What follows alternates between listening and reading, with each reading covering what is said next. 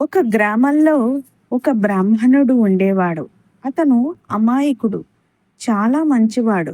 కానీ కొంచెం బుద్ధి తక్కువగా ఉండేవాడు. ఒకరోజు అతని ఇంట్లో ఉన్న ధనాన్ని నలుగురు దొంగలు దొంగలించాలనుకుని ప్లాన్ చేశారు. ఆ నలుగురు దొంగలు ఇలా అనుకున్నారు: ఈ బ్రాహ్మణుడు వెర్రివాడు. మనం తెలివిగా ప్రవర్తిస్తే అతని దగ్గరున్న ధనాన్ని తేలిగ్గా దోచేసుకోవచ్చు.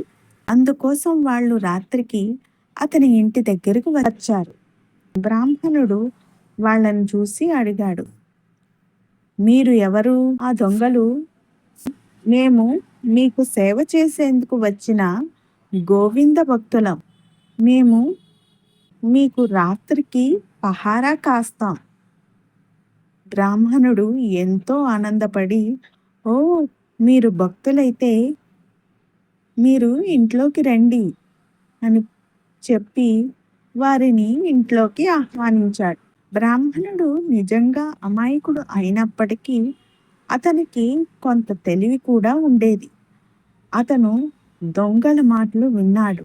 వారి ప్రవర్తనను గమనించి ఏమో అనుమానం వచ్చి అతని ధనాన్ని గుట్టుగా ఒక కట్టెల మోపులో దాచిపెట్టాడు.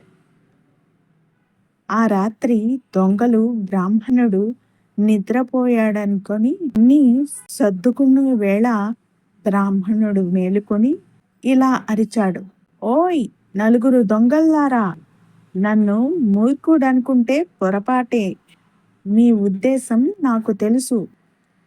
దొంగలు షాక్ అయ్యి అక్కడి నుంచి పారిపోయారు.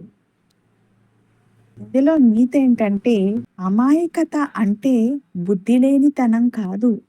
కొన్నిసార్లు అమాయకులకే అసలైన తెలివి ఉంటుంది.